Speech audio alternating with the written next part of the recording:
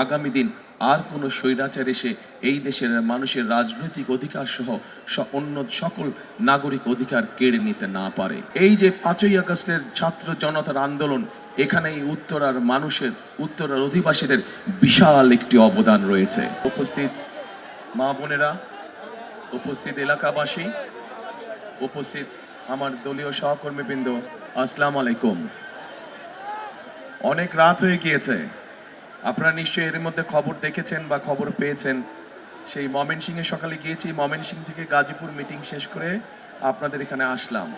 আপনাদের এখানে আসার কথা ছিল সেই সন্ধ্যা সময়, কিন্তু আস্তে আস্তে রাত বেজে গেছে 1টা। সারাটা পথ পুরা সেই ময়মনসিংহ পর্যন্ত, আবার ময়মনসিংহ থেকে এই পর্যন্ত পুরাটা পথ হাজার হাজার মানুষ দাঁড়িয়ে। এই মানুষগুলোর সাথে অন্তত মিনিমাম একটু হাত শুভেচ্ছা বিনিময় করে আসতে আসতে এত দেরি হয়ে গেল, এই জন্য আমি আপনাদের কাছে ক্ষমা প্রার্থী। প্রিয় ভাই বোনেরা, আমাদের এই মঞ্চের পাশে একটি ছোট মঞ্চ আছে। এই মঞ্চে গুম এবং খুন পরিবারের সদস্যবৃন্দ যারা এখানে আজকের, যারা আমাদের যেই সব সহকর্মী সহ এলাকার ছেলেরা গুম খুনের শিকার হয়েছে, সেই পরিবারের সদস্যরা এখানে আছেন। কিন্তু এই মানুষগুলোর কেন আজকে স্বজন হারা? এই মানুষগুলো স্বজনহারা এর সাক্ষী আপনারা আছেন। আপনার এই এলাকার এখানে উপস্থিত প্রত্যেকটি মানুষ সাক্ষী যে কেন তারা জানেন। আপনারা বিগত 16-17 বছর ধরে বাংলাদেশের মানুষের রাজনৈতিক অধিকার, কথা বলার অধিকার, তাদের স্বাধীনতা, সব রকমের অধিকারকে কেড়ে নেওয়া হয়েছিল।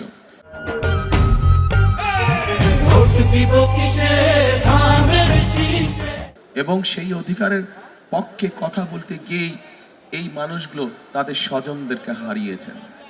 প্রিয় ভাই বোনেরা, 2024 সালের যে জুলাই অভ্যুত্থান, যে 5ই আগস্ট ঘটেছিল, এই উত্তরার মানুষ সেটিকে সফল করেছিল অনেকাংশে। এই যে 5ই আগস্টের ছাত্র জনতার আন্দোলন, এখানে এই উত্তরার অধিবাসীদের বিশাল একটি অবদান রয়েছে। ইনশাআল্লাহ সেই অবদানের কথা আগামী দিনের ইতিহাসে সোনার অক্ষরে লেখা থাকবে। প্রিয়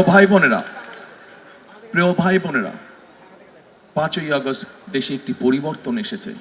বহু ত্যাগ, বহু রক্তের বিনিময়, বহু জানের বিনিময়, কোরবানির বিনিময় এই পরিবর্তন এসেছে। কাজে আমাদেরকে এই পরিবর্তনের ধারাকে আমাদের ধরে রাখতে হবে। এই পরিবর্তনের ধারা কি? এই পরিবর্তনের ধারা হচ্ছে দেশে গণতন্ত্রকে প্রতিষ্ঠিত করতে হবে। এই পরিবর্তনের ধারা হচ্ছে দেশে মানুষের রাজনৈতিক অধিকারকে প্রতিষ্ঠিত করতে হবে। এই পরিবর্তনের ধারা হচ্ছে দেশে মানুষের কথা বলার অধিকারকে রক্ষা করতে হবে।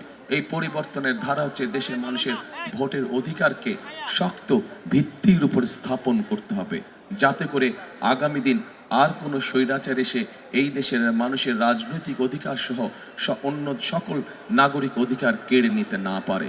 এবং এই দায়িত্ব উত্তরার মানুষ সহ সারা বাংলাদেশের গণতন্ত্রকে মানুষ যদি সজাগ থাকে, তাহলে আমাদের কাছ থেকে এই অধিকার কেউ কেড়ে নিতে পারবে না।